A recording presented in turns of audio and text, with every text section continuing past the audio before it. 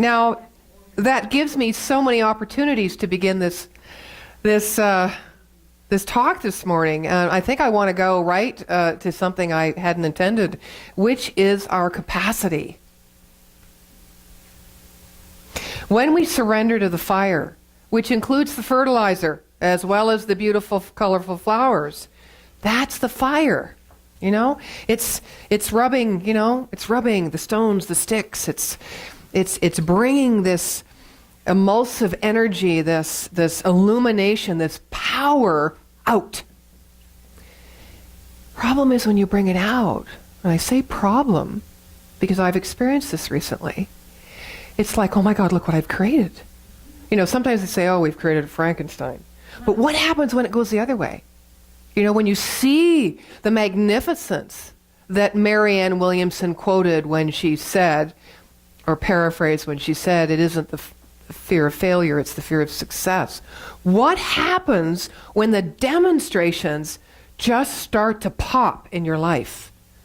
And it's like, you know, it's like that, I stop breathing, and I have to remind myself to breathe. And I'm very clear, I create. We all can manifest. We all can use this, what we call the law of mind. You know, we think into this universal subjective field, and it just responds to us, and it gives back. It mirrors back to us on the outside of our life what we put into it from the inside of our life, more specifically from the creative power and the energy of our thoughts, right? So here's all this stuff. You know, how many years do we spend planting the seeds, planting more seeds, planting different seeds, planting new seeds, borrowing someone else's seeds? And we plant them, and we plant them, and we till them, and we dig them up, and we plant them, and we forget we planted them, and we go to Mexico. I mean, you know, we get totally distracted all the time. Oh, sorry, Hawaii, Doug. We get totally distracted from the seeds we planted because we're on to new and better seeds. And then we wonder why, you know, our lives over here and over here and over here, or why nothing's happening. And then we get discouraged. And then we start that cycle again. So if we can take this teaching which says your intention is where your attention is, but we get distracted. We get distracted by the physical world and the stuff, and the demonstrations we think we should have had that we didn't get, and we discount the demonstrations we do have because we don't see how they fit in the divine right order of what it is we are intending, because it's like we're always looking for something else. That's because we always look in the mirror and we want to see something else. You know, because life isn't anything but what we feel and think and believe of ourselves, right? So if we can just keep the focus on what Jamie was saying, the wholeness and perfection and orderliness of the universe, this divine plan, which is none other than this infinite, unformed essence, this energy moving itself into expression, that's the divine plan.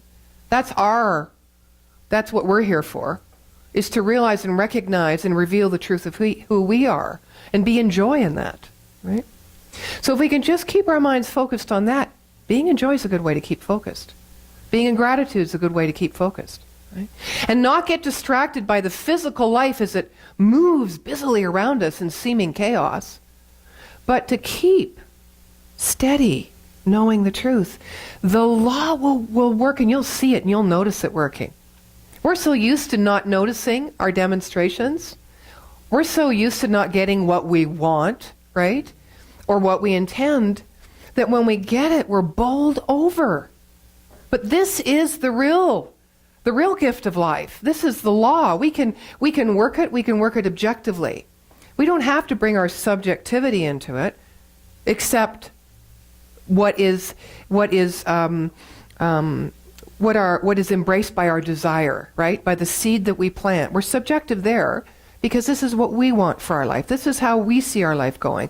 This is how we feel that we can be or experience life or have a greater quality of life, right? So we plant the seed that looks like what we think when it comes into demonstration will give us that which we are seeking deeply in our soul, right? That's the subjective part. But once we put it into the law and let it go, right, the law knows what to do. We can just be objective. That law works impersonally in bringing us back what we want. So we then don't have to be personal about it, our desire, any longer. We can let it go and know that it's being taken care of. So one of the things that happened in my life recently, and I've started to share a little bit about it last Sunday, was about writing my first book. And what I've long since visioned is to take this teaching and these spiritual principles and values into the corporate world, or the world of business. So I got really serious about it. I don't know if it's because I'm like coming up 60 or what it is, but I thought, I missed that time when should I have a child? Should I have a child? I'm getting older. Maybe I should have the child. That was never my thing, but my thing is, I want to give whatever the potential, the gifts that I have into the world as much as I can. And I'm thinking, okay, I'm coming 60, so you know how that goes sometimes. You think, well, you have lots of time left. I don't have as much time left, so I better get really clear. So I got clear. I got so clear that I started focusing all my energy into it. Everything into it. So not only is the book coming, but the corporate training package is coming, and a 13-week radio show with Voice America is coming. So I'm in pre-production for that. I'm writing the training program. I'm writing the book, because they all work together, and they're all about taking spiritual principle into the workplace. So I got all this ready, and I thought, gee, it's going to cost me money. What am I going to do about this? Somewhere I heard, you never spend your own money, right? So I'm thinking, okay, I'm gonna write a benefactor plan. So I write this benefactor plan. First draft. And now comes the time where I come up against my stuff, right? The stuff asking, right? Asking. Well, I think, it's a business thing. It's not my stuff. It's for the betterment of the world. I'm not asking for me. I'm asking for this teaching to be expanded. So I'm working my way there. It's not about me. It's about the teaching. It's about the teaching. It's about getting the message out. It's becoming global. It's, So I'm getting there, and then I'm writing this, and I'm going, okay. And then the first person I talk to the benefactor package about says, how much do you need? And I went, now I'm like, no, I didn't really say that. I said about $40,000. And she said, you've got it. Now what? And it's like, and I couldn't. It's not that I couldn't believe it, because I expected it. But now I want you to take this for yourself, because this may not be your thing, but it's common practice for all of us. I work the law. I know how to work this law. I focused my intention. I was clear. I had a mental equivalent of what I was going to do. And boom, right there. There it was. And now I'm backtracking going, well, I'm only on my first draft. The benefactor, you haven't even seen it's okay. But what is it you have a problem receiving? Or you have a problem receiving this money? I said, well, yeah, is there an agreement? Is there interest? Is it this free money? Do I have to pay it back? Do I have to tithe on it? Like, wait a minute. And she said to me, she looked at me, she says, Nadine, can we move on to the next thing? I chattered about it in my head all last night. I chattered about it on the way here to work. Maureen looks at me and says, you really are having an issue with this money thing, aren't you? And I said, not at all. Look how well I manifested it. And she said, yeah, and look how well you're not receiving it. Does this sound familiar? Yeah. I am sharing this story because we are clear about our good. We may dispute. We may get distracted by this other stuff that's not working, outside or inside. Rather, we should get distracted by God.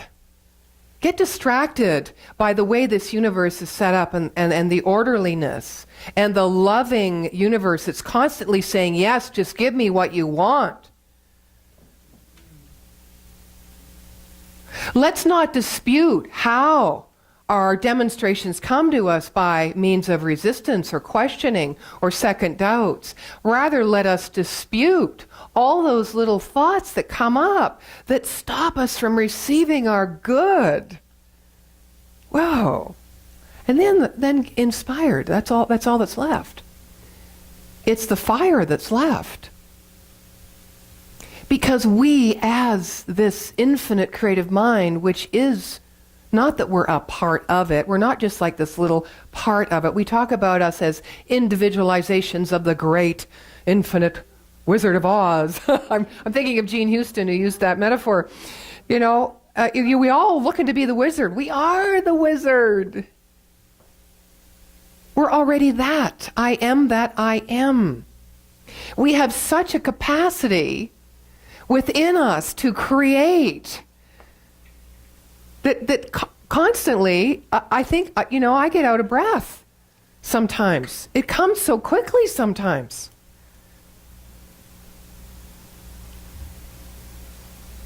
And then I think, some of these old tapes, like, oh, better hang back a back. It's a little overwhelming, a little intense. Oh, I need more balance in my life. Where do we go with our mind? It's crazy chatter that we have. Just stand in it. You created it.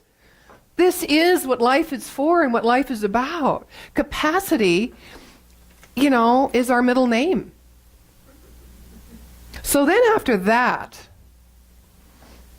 my godchild, who's coming up 13, thank God she only weighs about 90 pounds, she comes at me like this wrestler with her head, and she kind of butts into my stomach and takes the wind out of me. Of course, I think metaphorically.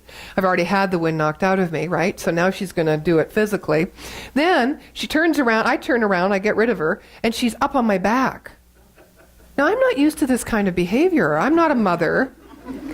This is after I was fed blueberries by the 1.5-year-old who had her fingers everywhere, who knows, into my mouth.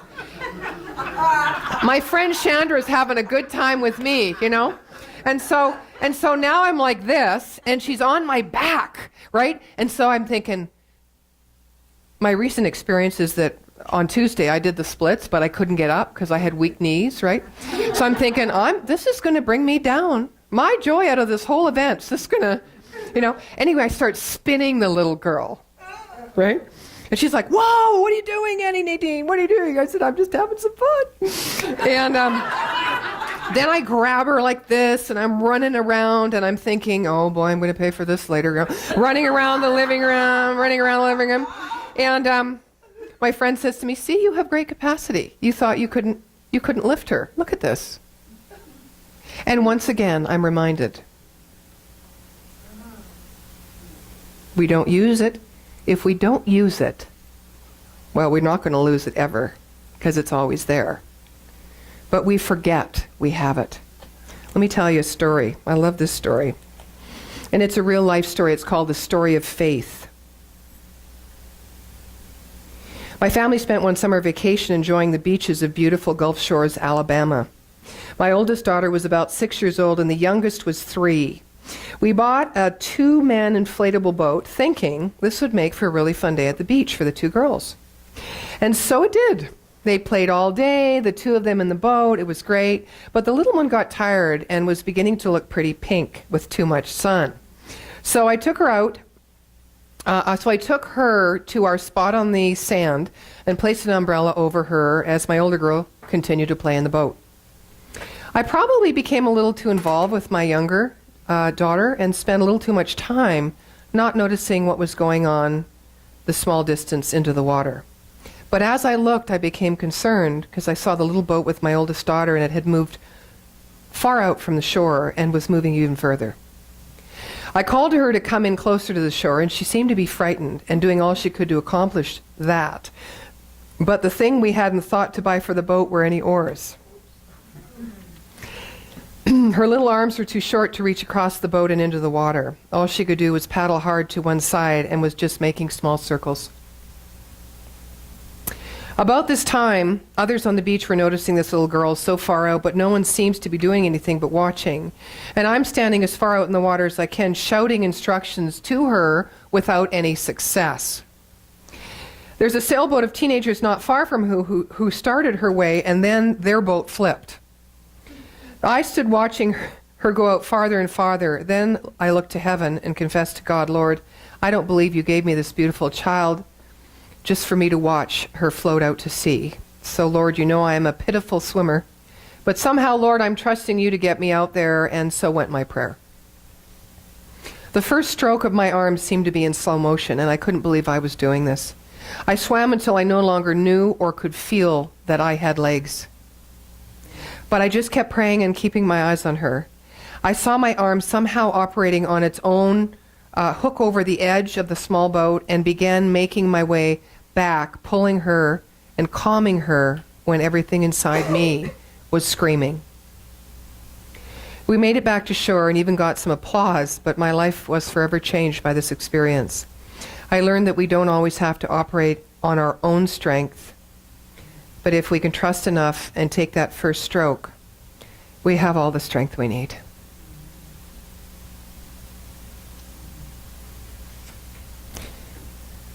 Some of you may not be feeling your legs right now with what's going on in your life. Some of you may have taken that first stroke. Please believe you have the capacity.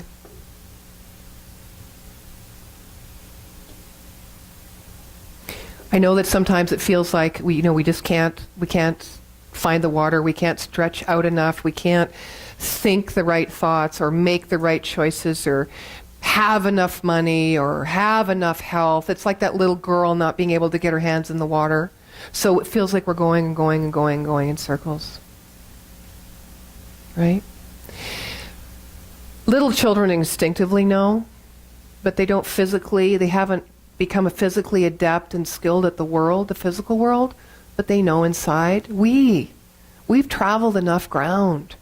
We know that not only do we have skills, that we are intelligent, that we have resources, but we have that extra special something, and it's called the infiniteness of God, that supply, that source, that ability. Even when we can't figure out what it's to look like, we can still figure out how to take the first stroke. And how you do it is you just do it. It may not be what is the right direction or make any sense to your logical mind that it's going to fit the pattern of what your vision is, but you've got to trust that if you thought of it, it's the right decision.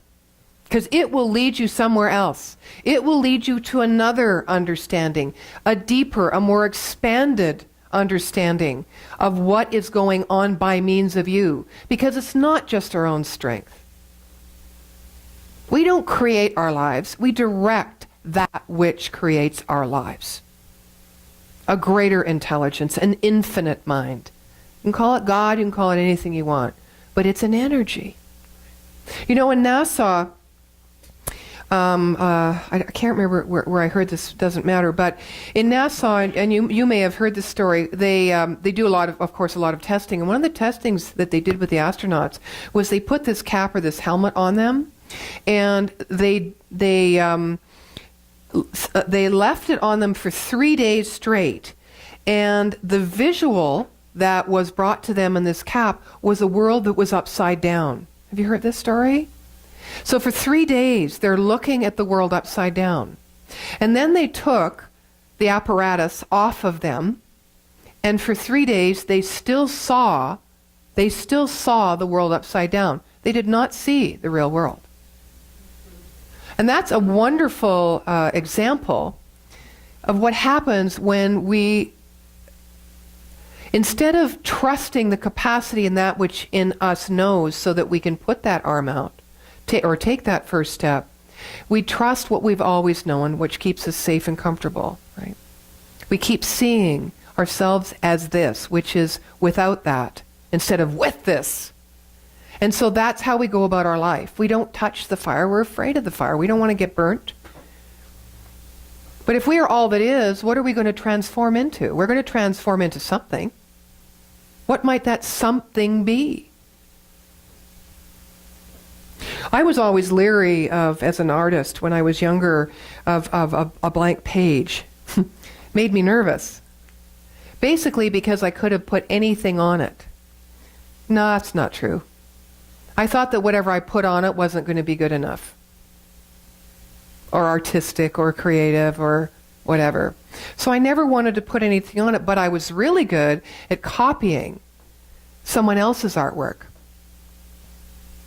to the letter. I did not pursue art because I knew something was wrong with me. The way I looked at life, why would I be copying someone else's art? When I was young, I also used to sing, and I stopped singing because I didn't have my own voice. I copied everyone else's voice because they were a star, they were famous, they moved me, they spoke to me, so I tried to be like them. How many times have we been copy artists and not looked in the mirror and saw complete capacity, 100% infinite wisdom, right here, blank page, now what? We don't know now what, because we never really think about that. We're always thinking about how to get there or what we don't want. And I know you've heard that ad infinitum. Thank you very much for hearing it one more time. What are we turning our attention to? When you get clear, watch out. You will be in the fire. And you better be breathing. Breath is important, right? We're always trying to figure it out. See there? Out. Instead of figure it in.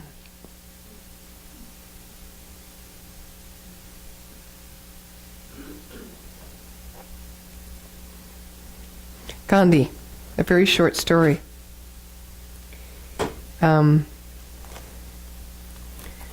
So short. There it is. As Gandhi stepped aboard a train one day, one of his shoes slipped off and landed on a track. He was unable to retrieve it as the train was moving. To the amazement of his companions, Gandhi calmly took his other shoe and threw it back along the track to land close to the first. Asked by a fellow passenger why he did so, Gandhi smiled. He said, "The poor man who finds the shoes lying on the track," he replied, "will now have a pair he can use." You know, sometimes you know the old expression, "I'm waiting for the other shoe to drop." That's what this made me think of, you know? And we wait. And sometimes we wait and it never drops. Sometimes it drops right away because we truly expect it. But the point of this story for me is not about so much the second shoe. It's about the fact that he dropped the first shoe. And so what? Are we going to get distracted by that? I mean, that just makes me smile. Threw the second one after it, so there was a pair. You know, he didn't really need the first one. He didn't need the second one, obviously, because something within him orchestrated that. Trust it.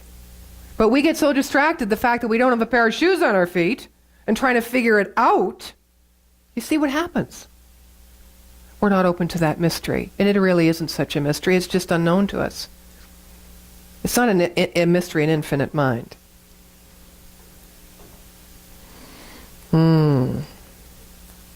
So we have the invitation. You know, Goethe said that when you look at a man as he is, his life gets worse. And when you look at a man as he can become, his life gets better. So distract, dispute, and inspire. Next time that you look at yourself or think of yourself, whether it be right in this very moment or when you go home tonight, when you have that quiet moment to ask, who am I really? Fix your mind on your becoming. Not what you think you are.